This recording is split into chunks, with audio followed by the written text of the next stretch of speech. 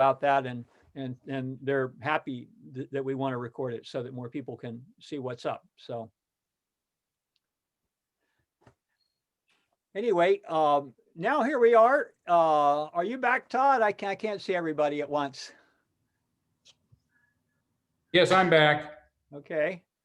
So we have two things, I think. One is that want to talk about questions for earshot, but we also want to entertain Todd and I and Craig Morrow. I would like to drag Craig Morrow into this because he's very articulate and has a good perspective on things. So maybe Todd and Craig, if you don't mind joining us for our conversation, that would be great. Craig Morrow's a UU minister in Portland at the Y East congregation.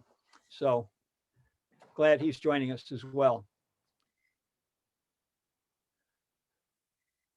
So how are we going to get the questions from the various groups? Do we have a strategy for that, Jane? Do we want each group to just report their questions maybe, or? I asked the facilitators to send them to me after this session ends tonight. And so I should have them for us tomorrow. And I think you've gathered up some, Rick, also that people have sent in.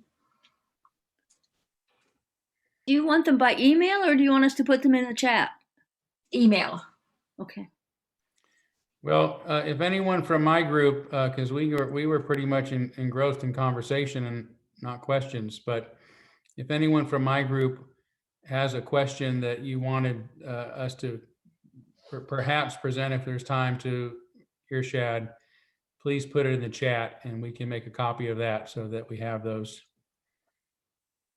I have to ditto that, Todd. Same with my group. Anybody from my group who might want to submit a question, please do. Thank you. I see that somebody wanted Jean to put her email address in the chat box so that the facilitators would know where to send the question. So that's great. Well, we'll be meeting tomorrow morning and we'll figure out what questions we might want to ask Irshad. I have a feeling it doesn't, I started to say it doesn't matter what questions we ask her because she's going to say what she needs to say and wants to say. And I do have a certain amount of confidence about that. But I think good questions that are pertinent, particular to our situation, are good ones that we should ask her. So we'll be thinking about that tomorrow morning. So now we're into some time with some question and answer. If anybody would like to pose a question to either Todd or me or Craig Morrow, who's I consider him our resident specialist on alternatives to the eighth principle and many other things as well. So why don't we just begin with some Q&A and see where we go. And I'll remind you to use your the reaction or the hand raising feature because it's hard for us to be able to see you on the screen. It's split out in numbers of ways. And Rick, a question on my mind is, were you not expecting to have guests come today as well? Oh, you mean next week? Oh, it's no, next week's Earshot, but I thought Frank and I thought Frank and Jay were the yeah, that's right. Duh. Okay. Yeah. Well, I guess Frank, Jay will be joining us. I got so messed up because Jay has joined us for so many other things recently, and I forgot that he hadn't been part of this group. So, oh yes, by all means, let's get to Jay and Frank. Oh my gosh. Okay, so they haven't quite shown up yet, but it looks like we did have somebody who just had their hand up. And then they brought it down. So, but if they had a question in the meantime, until we were waiting for Frank and Jay to show up. Maybe I should zip them an email to remind them. It's Dick and Karen Steele that have their hand up. Go ahead, guys.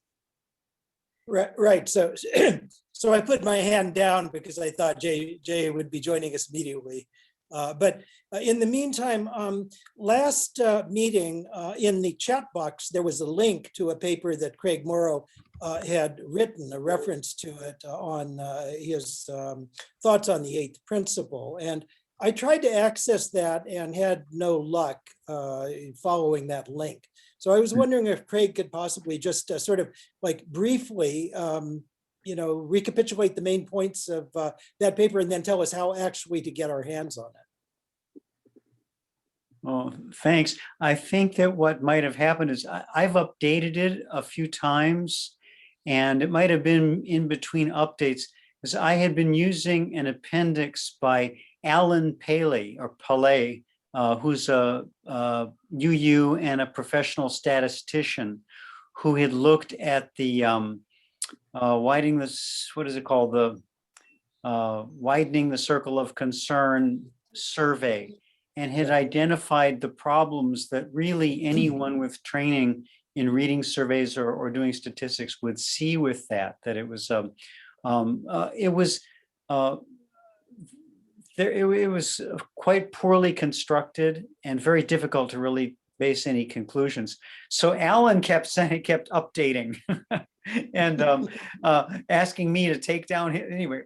Finally, what we have is Alan has posted his online, and I've put a link in. I'll send you. I'll send you the link. I should actually have it open in front of me, but the basic is that I look at it. I look at the so-called eighth principle, and it's not a principle, for one thing, and it's very small and it's conflict oriented. Whereas our principles, the seven principles, I call them like 7 stars. They have heat and light and gravity, and they pull us toward them, and they illuminate the path, and they're big. They ask us to reach beyond, to become bigger people, not to become people who are in a fight. And the 8th principle says, no, we're going to lock horns with this enemy called racism. That's going to be a defining characteristic that we are here in combat. And I do think that that's been some of the gist of a lot of what's been coming from the UUA and the UUMA, is that we are being drafted in a sense as soldiers in a fight that's in part a fight within ourselves, a fight within, because our organization is full of racism and presumably of racists, and we're going to purge that. We're going to battle that, and it's the principles, to me, the 7 principles represent an effort to pull out the best of what's in religion, the best of religion. One of the worst things that's in religion is the idea of the children of light and the children of darkness. We are the children of light, and we are in eternal struggle with the children of darkness. And that's what I see going there. And I then, but I also really, I try to respect the desire to have this 8th principle. And I suggest that principles are foundational. That's core. That should be only messed with very rarely and very carefully, very, very carefully. But mission statements, we usually understand a mission statement to be subject to review about every 5 years. Is that right for people in organizations with mission statements? They're subject to a much more frequent kind of review. So if you want to have that language, put it in the UU purposes, which is the mission statement. So in my little paper, I show in green, I put in green, I show this is what it looks like stuck in the principles. This is what it looks like in the purposes. But what I do is I put it there so you can see there's also a freedom of belief and a freedom of conscience clause that's in the purposes. It says nothing in this document is going to become a creedal test, that you have to agree to every jot and tittle and to use that language and say, so it's kind of a safety. Say, yeah, here's your struggle. Here's a struggle. It's an important struggle to many people. But here's our thing, is that I don't have to believe that. I don't have to believe in the wording of that. And it's also, I put it also right beneath a statement that already says everything that the 8th principle wants to say. that we're not going to be, we're not going to support any kind of discrimination of anybody on the basis of their, sexual identity, race, religious background, language. It's already there. And I honestly, I hate to be mean, but I honestly think that people didn't even look at the whole document before they said, well, let's stick this in the principles, where to me, it defaces the positive principles with a negative conflict-oriented statement. Hope that wasn't too much. And Great. Brilliant. Better let, yeah. Yeah. That's great, Craig. It's very, very helpful and succinct overview. While we were waiting for Jay Kiskell, who I understand has now arrived to join us. Jay Kiskell is a candidate for the first contested election for the UUA Board of Trustees. I am profoundly grateful to Jay for the good work that he's doing in running, and also working with Frank Casper, who I hope will join us too, in putting together this really, really helpful book, Used to Be UU. It's if you don't have it yet, order it, and I recommend that you recommend it to your fellow Unitarian Universalists however you can, because it's an important book. So Jay, are you here? I am. Let me see. I am indeed. Hey, Jay. I'm next to Todd on my screen. Oh, good. Hey, then I get to ask you the first question. Sure thing. Actually, I just pinged Frank to make sure. I confirmed with him today he would be here, so I'm hoping he'll be here shortly. Go ahead, Todd. So my question for you is, welcome, by the way. You probably have some preamble you want to give, so you can give that up, but I'm going to ask my question anyway, and then you can introduce yourself as you will. But I've noticed the UUA has been putting out language that this is a contested election, referring to your election. Is there any what do you know about how that came about? Obviously, your book says there hasn't been a contested election in a long time. Who decided to run somebody against you?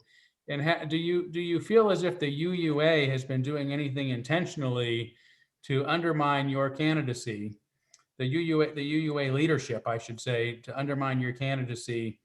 Have they been involved in recruiting somebody to run against you, and have they stymied you in any way? So 3 points coming back to it. Number one, I don't consider this a contested election. I just consider it an election. And so we have this notion that there's something special going on. This should be the ordinary. So we have an election going on. The second point I want to say about the UUA's involvement, I will share ever since I requested information on the process, which was incomplete on the website, and began conversations with various people within the UUA. It became very apparent they were not prepared for this event at all. So what forms I'm supposed to use, that figured out, what's the position number, a lot of little details.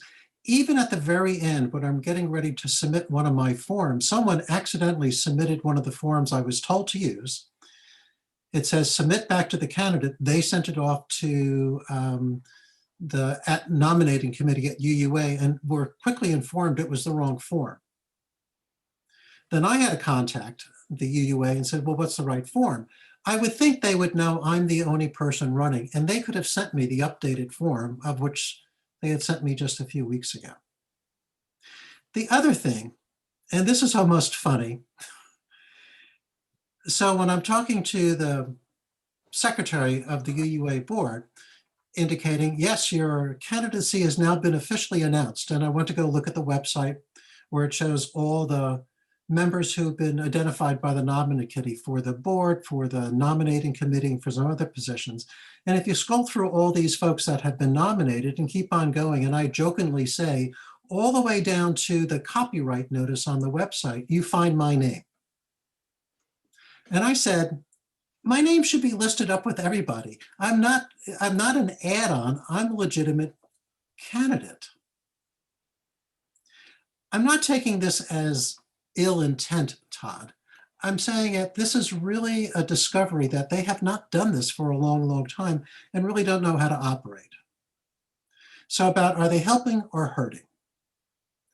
So I asked early on in the process, how will people even know there's an election? I was told, well, we'll hold a forum sometime in the first day or two of General Assembly. I said, well, that's way too late. Delegates have already been assigned. Shouldn't we be charging delegates how to vote? Isn't that part of the fifth principal task force report? And it's, well, you know, The end result was conversations started, and there may actually be a candidate forum on June 1st at 8 p.m. Eastern time. So all of this is, I feel like I'm on this journey of exploration with this partner that feels they have responsibility, but they really don't know how to handle it, what to do, which was a confirmation of what I saw in my examination of decisions and activities. They never anticipated a candidate coming forward. To answer your question, yes, the fingers are on the scale. And I wish Frank was here because he could help tell the story too. In March, he and I received an email, which many of you know, that said our booth application at the virtual General Assembly called Fifth Principal Project, well, that was going to cause a lot of trouble. And I got an email with some fragments of 3 different, quote, complaints that had come in. Frank and I asked for a meeting, and now we're with the executive vice president of the UUA, I mean, pretty much close to the top. And we are invited, Frank and I, to change the name of our booth, which we say we're not inclined to do. They say this will impact our decisioning, and we've seen many more complaints that having a booth named the Fifth Principal Project will be disruptive. And we said, go ahead and render your decision. It is that time, again, the UUA General Assembly staff, really working, I think, in best interest, offered the compromise that it is now Jay Kiskell, Fifth Principal Project candidate for the UUA. But in that compromise, I have been, and Todd, I'm with you now, I have been banned from promoting my book at General Assembly. That's part of the conditions. So we're dealing with an organization unfamiliar with what the democratic process is and how it works. And they're fumbling through the whole thing. But they have not yet actually engaged in ISED, because I'm actually concerned about things I may say will come back to me and I'll be zoomed in front of a right relationships team. So this is going to be a campaign. There'll be sharply drawn distinctions, and there may very well be some sharp elbows thrown. And I can't be responsible for people who are not accustomed to democracy. So I'm still waiting for my email on right relationships that I may be violating something somehow, somewhere.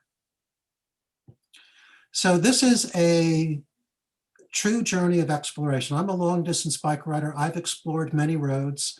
I have gone down roads and traveled and traveled and traveled and found out indeed it is a dead end right into a river. Got to turn around and go back. I'm willing to take this journey. And I think it has benefited us all that there is at least some discussion about elections, about the democratic process, that people can ask questions about should delegates be charged by congregations. In fact, that was asked in an open UUA board meeting. That never would have been asked if it wasn't for my candidacy. So it's a start. It's the start. Thank you so much for taking it on, Jay, and for writing your excellent book. That's a journey of itself, but this is a big one for us. And whether you end up at a dead end or not, I'm sure I speak for almost everyone, at least on this Zoom meeting, when I express my deepest gratitude to you for doing this. Well, I didn't have the full story. That dead end also engaged a bunch of wild dogs chasing me as I rode down the road, speeding past them, only to realize now I've got to turn around and do it all over again. Well, let's hope this one isn't even worse, right? Yeah. Than wild dogs. Yeah. Have a hand up, Jesse. So Thank you, Kay. Jay, that was really helpful. I just want to reflect on, I think there were changes in the in the whole process, if I recall correctly, in the 2010 GA, that basically said that nominations to the board wouldn't be considered anymore, that this would be a top-down process. And I was at that GA and I was trying to get to the process, Mike, and I couldn't. But I shared your concern in that moment. I was uncomfortable with what I thought I was hearing. And I don't know what the current situation is, but I would suggest that anybody that's interested in this might want to go back and see what happened at the 2010 GA. I think it was 2010. Nancy and Lorene, if you're 2011. okay, so it was the one that in Salt Lake City that Nancy and Lorene and I went to. Yeah, this That's was all I in remember. Yeah. Charlotte was in 2011. Oh, so maybe that was the second vote on it. Yeah. Anyway, yeah, that was a little unsettling. I'll just say that up front. Yeah, there's some questions I saw that came up in the forum. If I can go ahead and answer them, Todd and Rick. Frank is with us too, by the way, so you should know. Great, great. So how do we get information to attend the June 1 forum? I sent off, emails been going back and forth between myself and my opponent, Sam Tromborn, and the campaign election committee. And we finally narrowed down on June 1 at 8 p.m. But then the trail stopped about 3 or 4 days ago. So I sent another email in to say, when will this be announced and how it will be conducted? So I've given you all the information I know. This was included in the General Assembly update that came out about 2 weeks ago. They said there'd be something in May or June. This is good progress. This is good. So I'm pleased with that. What did you mean that when you said should delegates Be charged. be charged? A recommendation from the Fifth Principal Task Force report from 2009 pointed out a number of deficiencies with General Assembly. Their assessment in 2009 was that General Assembly's ability to conduct the business of the association was, their words, not mine, dramatically broken. It comes through a whole bunch of stuff. Not all member congregations are represented.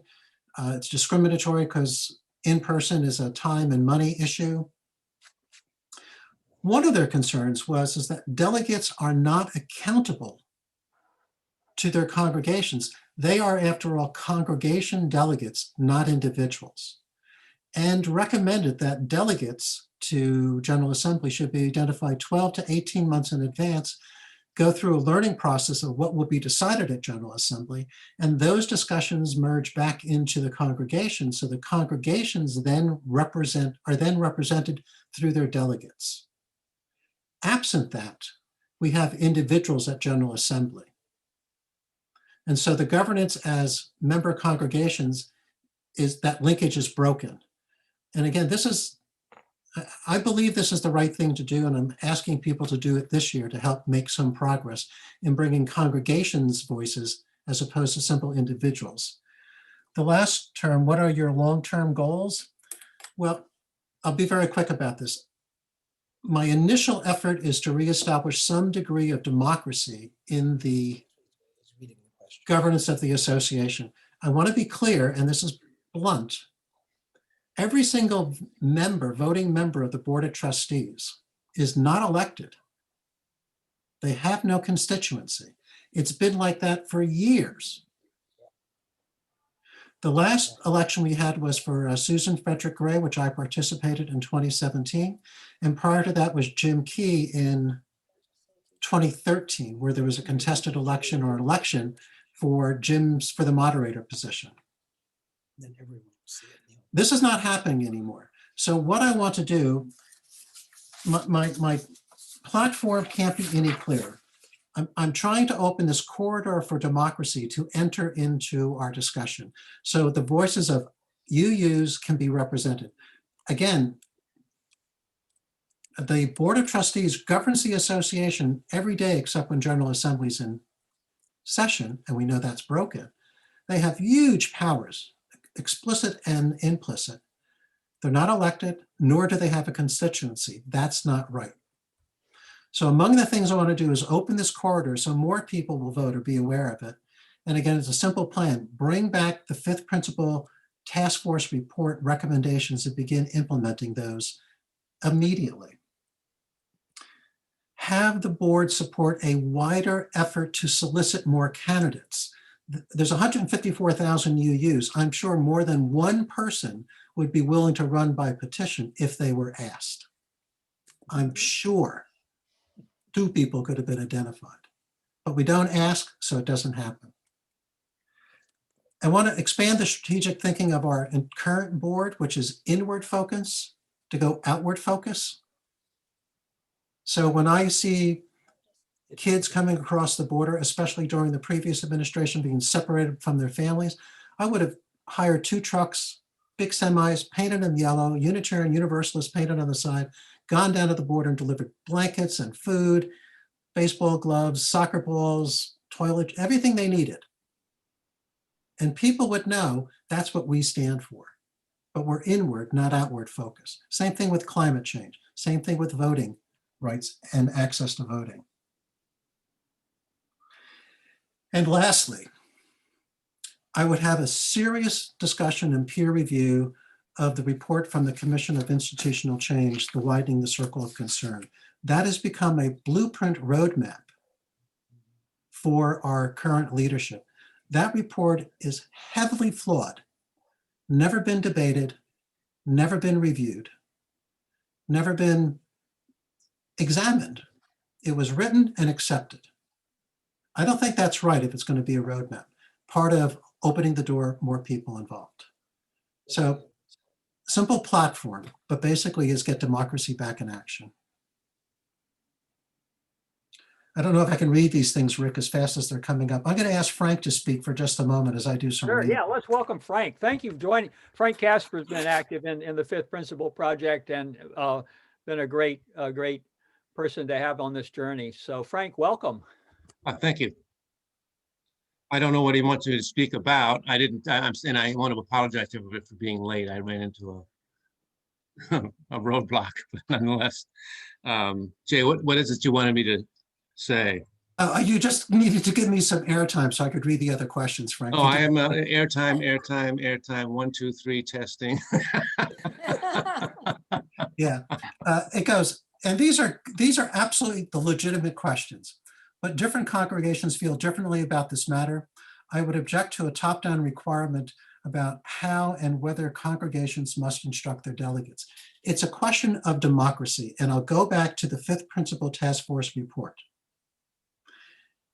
It identified the moral owners of the association, not our congregations, the moral owners of the association. This is the report, congregational delegates. The board is responsible to the will of congregation delegates. This is a concept I think we should discuss because clearly there's congregational polity, congregational autonomy. This is a discussion. But if we don't have delegates representing our congregations, what the heck is General Assembly about? Yeah. I'll give you one example that is frightening. 2009, there was a first vote on Article 2. Article 2, because it's an old constitutional amendment, requires 2 votes. One, a majority vote to move it to the agenda of the next General Assembly, then a 2/3 votes for passing. Article 2 contains our principal sources, mission, purpose of the association, our freedom of belief statement. It is the heart of Unitarian Universalism. It is the core. 2009, changes to Article 2 came up. Majority vote needed. It was defeated by 13 votes. It didn't go forward. However, less than 1% of Unitarian Universalists voted. Less than 1% of the people voted. These are principles and sources that impact all of us. It's the core of our denominational belief system, if I can say that. Putting it up to a vote to quote a General Assembly without delegate input from their congregation seems inappropriate. We have another vote coming up from the Article 2 Study Commission. It's been delayed from 2021 now to 2022 for the first vote on changes to Article 2. If we had 5%, 8%, 10% of delegates engaged, that would still leave us 90% of UUs not engaged. I just think we should not muck around with the core of our what gathered us together, our principles, in what I think is not a well-considered strategy.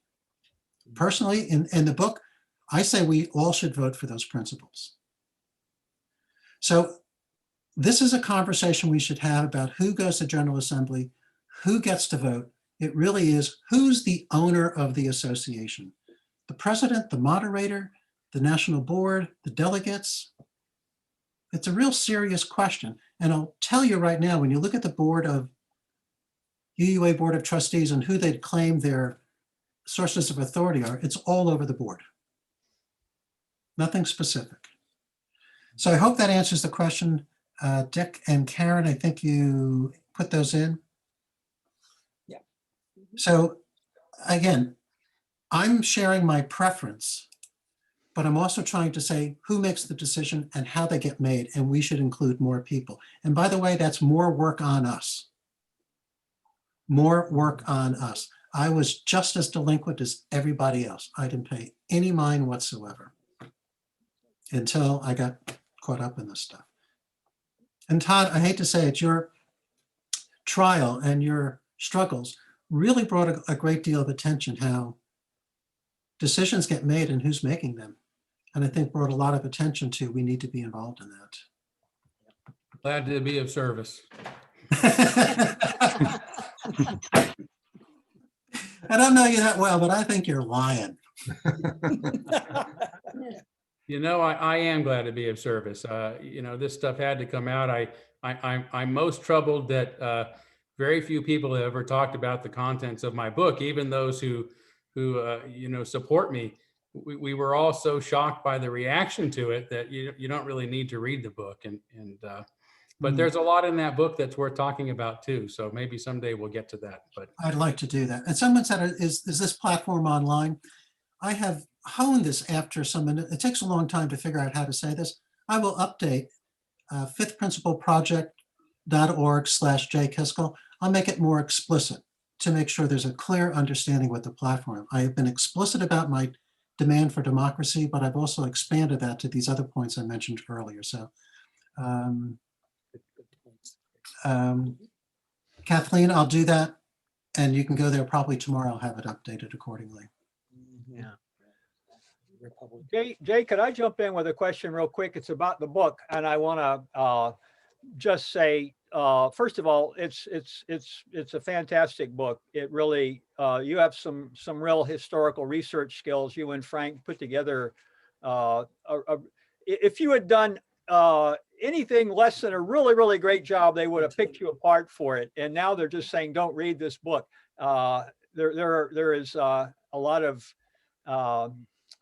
pushback on that. But I'm wishing that more Unitarian Universalists knew about this book and could read it. And so do you have any thoughts about, well, first of all, I would advise everyone in this class, I think I already did, I say, get this book and read it and recommend it to other Unitarian Universalists. But that's a slow process. And do you have any thoughts on how we can get the admission of more Unitarian Universalists? Kathleen Sternad. So Rick, I made a decision. Actually, it's kind of funny. You can't promote your book at General Assembly. You can't do that. That's banned. Frank and I decided from a strategic point of view, we would not do that, that we'd focus on the candidacy and the messaging I gave before. So it was like, oh yeah, please don't throw me in that briar patch. I got it. But the very fact that it was banned was an indication of what I think is a concern someone may have. And Todd, like you, it's full of lies, don't read it, but never do you get anything specific. Nothing. And it really is a textbook. And if people don't know about our principles, a lot of attention is spent in the book talking about the history of our principles back in '61, how they changed. All this was done by reading literally the source data. I read, Yeah, get a life, Jay.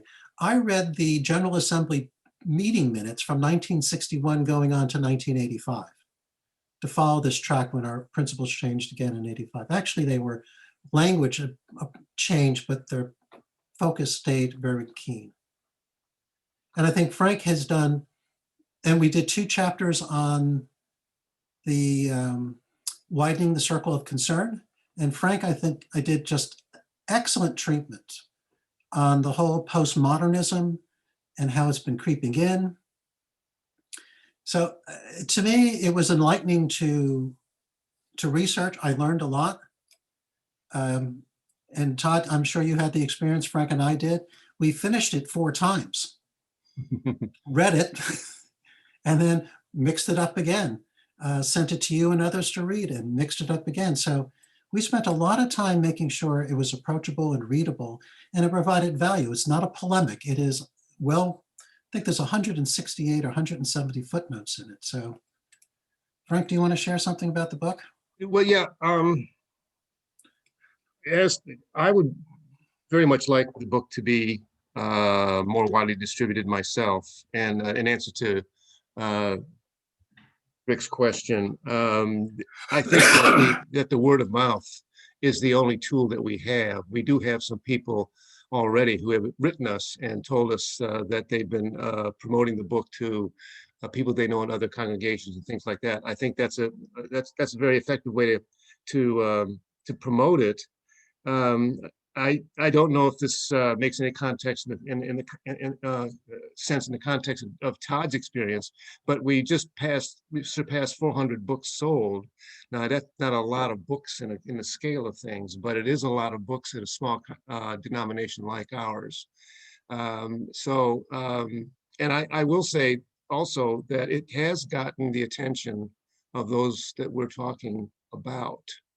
The latest, and Todd's already experienced this, the latest is to align us with the alt-right. When they do that, you know you've got their attention because that's the kitchen sink in terms of what they want to throw at us. So I think the book is getting out there. I think the word is spreading.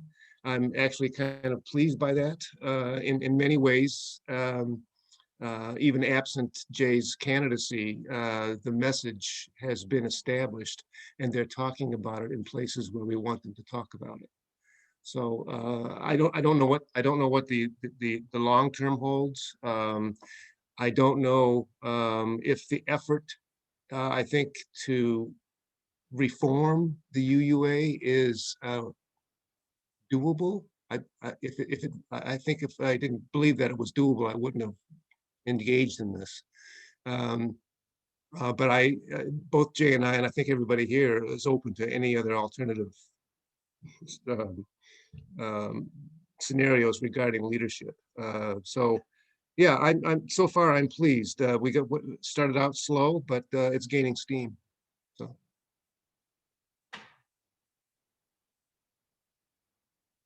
There's a question from Karen Brown here. Do you have anything on the meaning of responsible search for truth from your research and how responsible was included? Karen, I can't answer that explicitly from a UU point of view, but there's a tradition within the Universalist Church of leaving it to individuals, as they used to call it, come to the altar table in the olden days. I think there's a long history, and Todd, you may have better understanding than I do, of leaving it to the personal autonomy and responsibility to determine where they are in their search. And so, Karen, that's going to be a chapter in a new book, Karen, if I ever get to that. But that's an excellent question to draw out in greater detail than my clumsy thing here. Let me read one more, then Todd, you may talk about where responsible comes from. You say that the COIC report has not been read. Would you be more specific and explain why? I'm not so sure I said has not been read. I've read it myself 2 times cover to cover carefully. It is a difficult document to read. It needed an editor.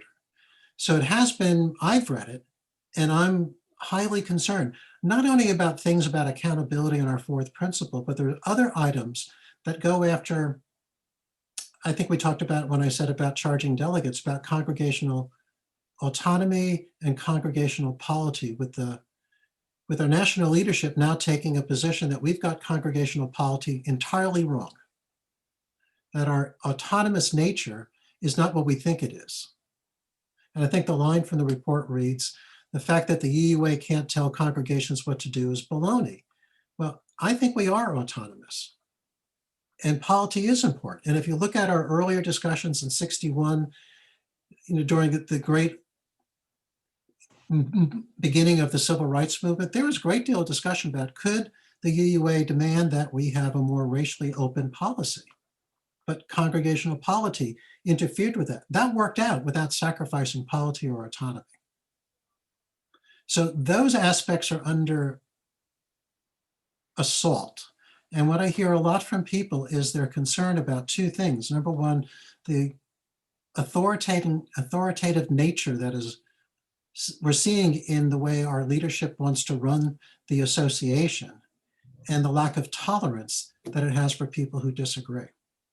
Now, those are two recurring themes I come across all the time.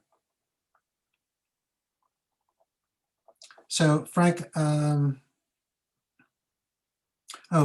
Karen asks, is there an audiobook? Is anyone a good reader? Step one, we're still trying to get a lot of things done. We did talk about it, but that never got to it. Bob Muir, yes, for instance, haven't congregations had a chance to see it, discuss it, and comment on it? And what have they done about it? I don't know, Bob. What have they done about it? I'm sorry. I can't speak for any other congregation, but this is, as you say, thank you very much, by the way, for your book and the detail you've provided.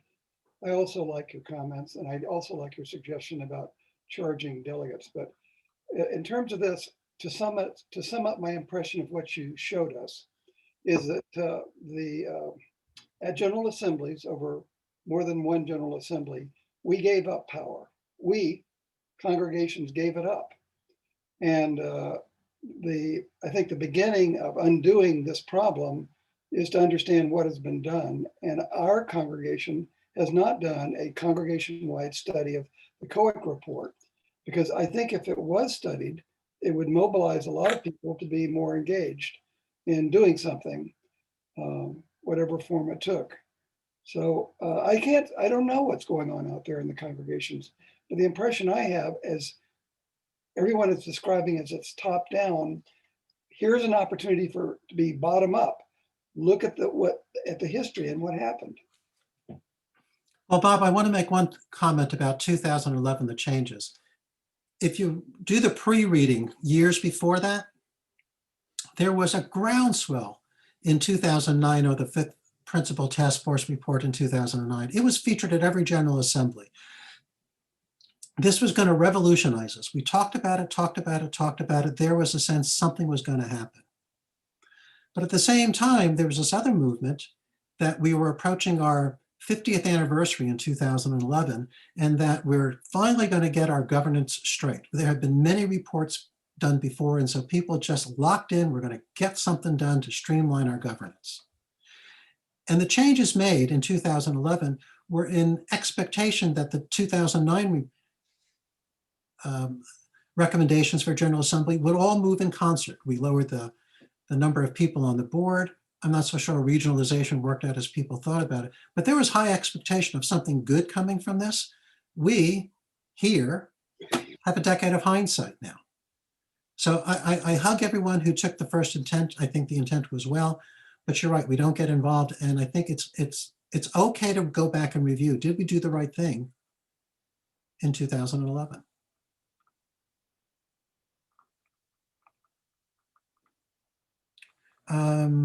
Karen Brown. Karen, where are you? She's in South Carolina, but she's also here. She's here. Yes, I've been aware that Karen's been, oh, there, she's raising her hand there. She's saying hi. She's not that far from you, Jay. She's in Columbia, South Carolina. So yeah, I've spoken to her a number of times. UU Columbia South, we are having a book study of Used to Be UU. The book really gives us a way to get into these issues that are otherwise overwhelming.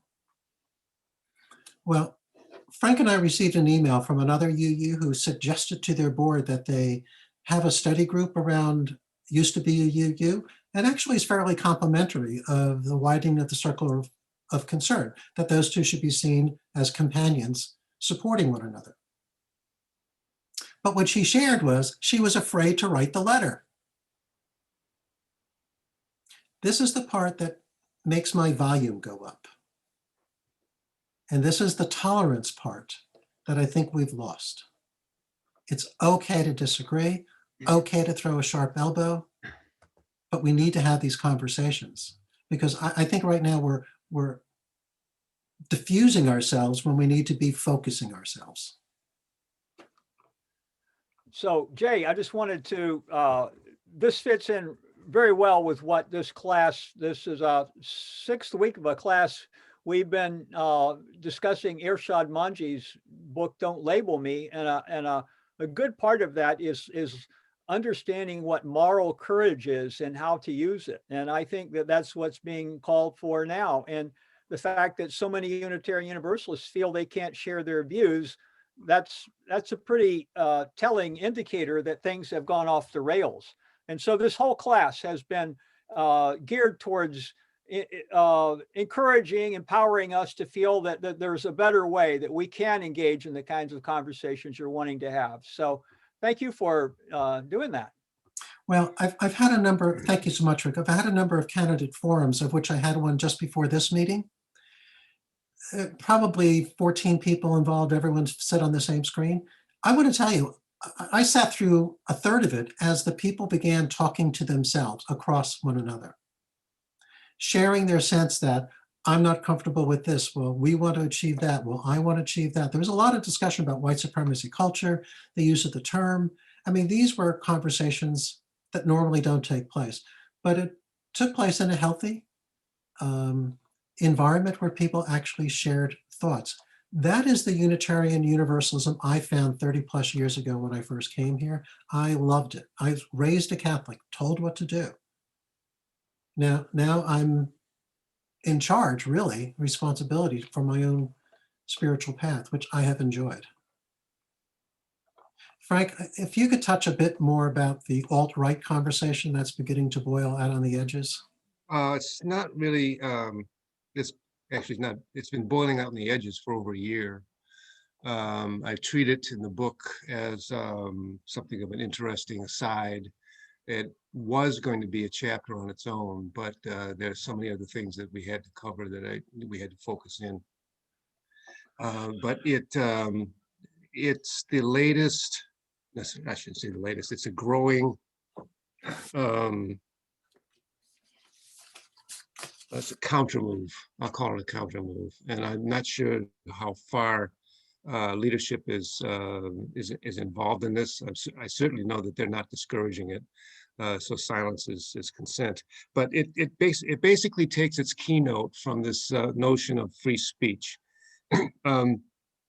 And the whole idea, just to boil it down into something simple, is that one of the facts about it is that the alt-right, in fact, does defend free speech as a technique to get their own ideas heard in the public square. So they always make the free speech argument, and that their ideas are just as worthy as anybody else's, and so on. So that's their basic approach to defending free speech in order to advance what really is values that are counter to it.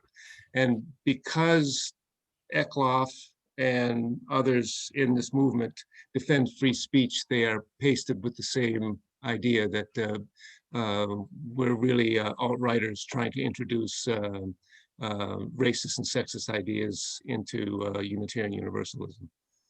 It was a fringe thing. Now it's moving into the center of their response to us. So I was looking for some information, but I'm not going to find it here. But excuse me. One of the things I try to stay away from, but sometimes get dragged into, is this conversation that Frank and I talked about critical race theory. And it took a while to trace the roots of this. So if anyone knows this, it comes out of postmodernism. And Frank did some great work tracing it all the way down. I think some paper from Berkeley about Derek Bell. Did I get the name right? Derek Yeah. Bell. Yeah. Critical legal studies. So you see all these footprints about critical race theory. And then you look at the work of the COIC, the Commission on Institutional Change. And here are all these authors being stated that are associated with critical race theory. In fact, I heard in one open UUA board meeting, I don't know whether it was a board member or not. I think it was, if I'm looking at this correctly, who then said, this is a board member, critical race theory is the future of America. Now, there are avenues of discussion on critical race theory, pros and cons. I just don't believe critical race theory with its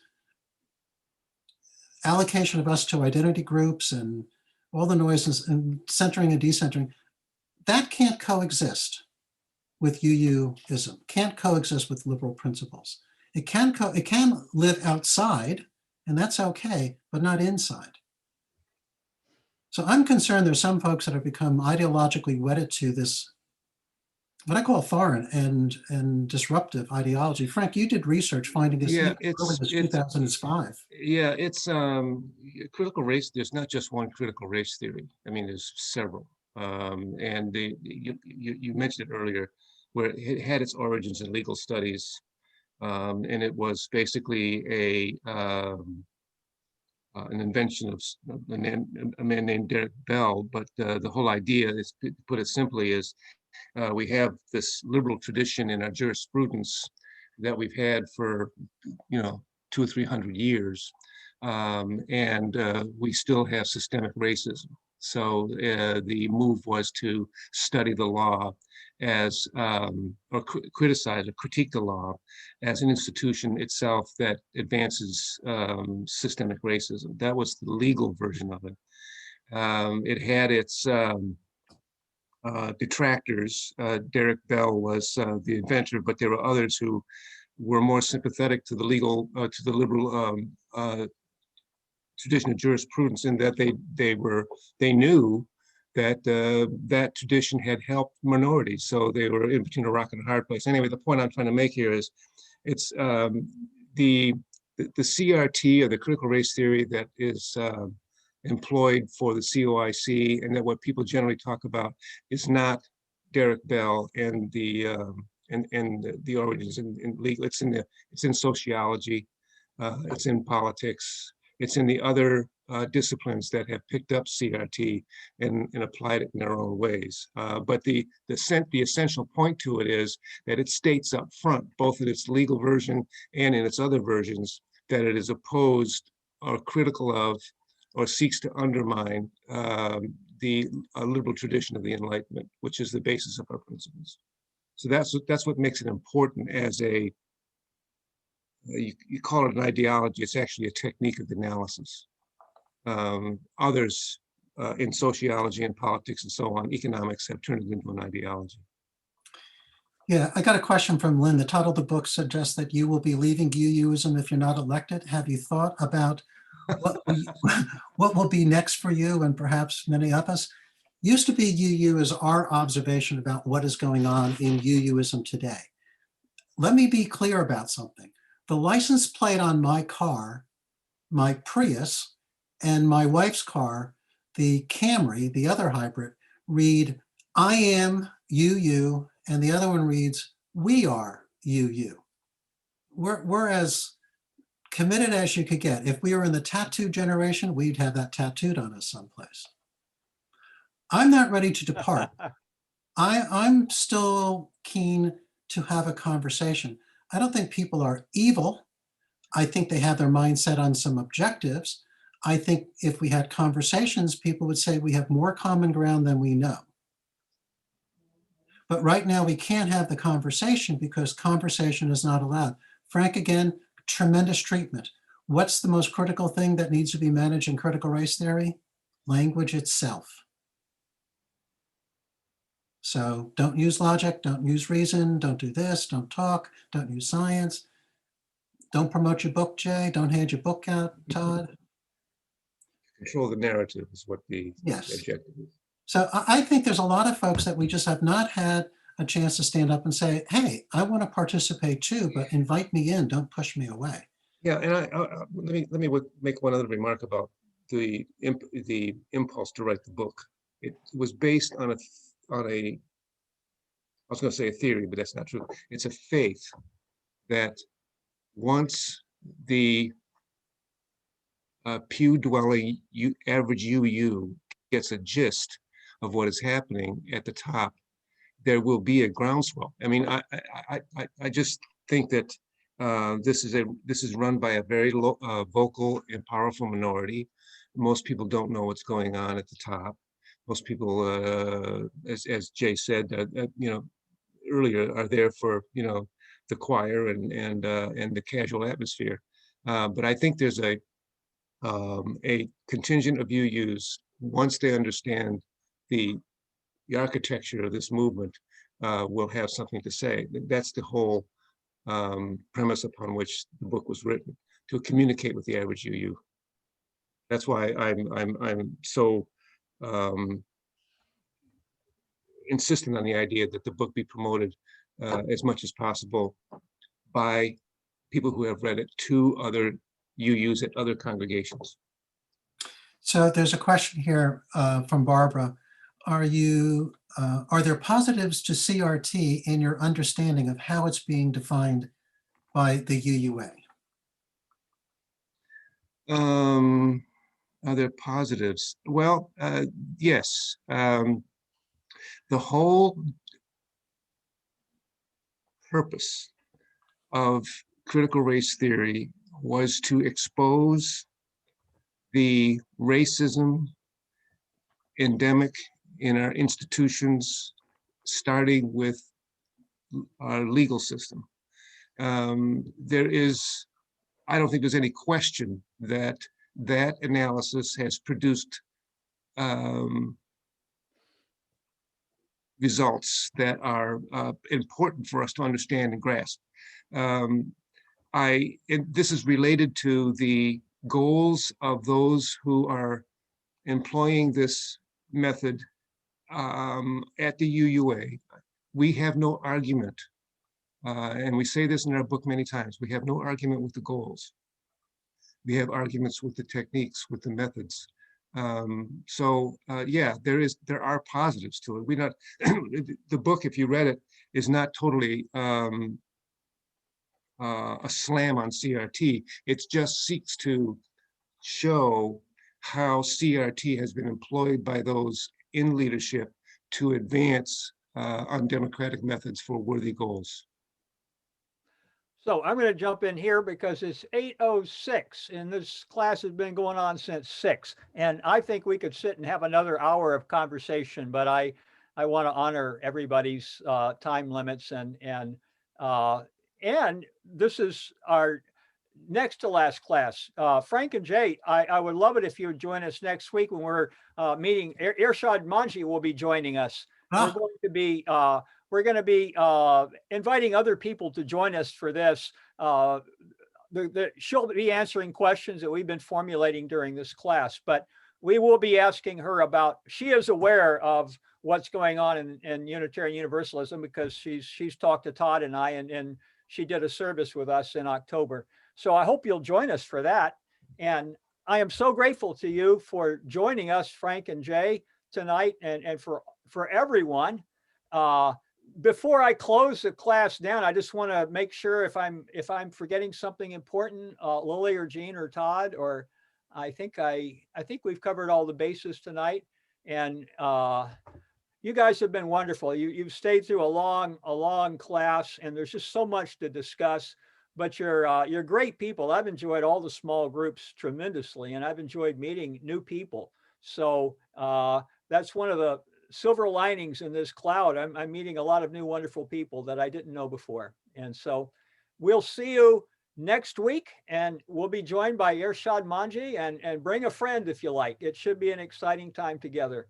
And anyway, that's enough for now. Thanks, everyone. Thanks, everyone. Great. You guys have a great evening. Thanks. Bye-bye.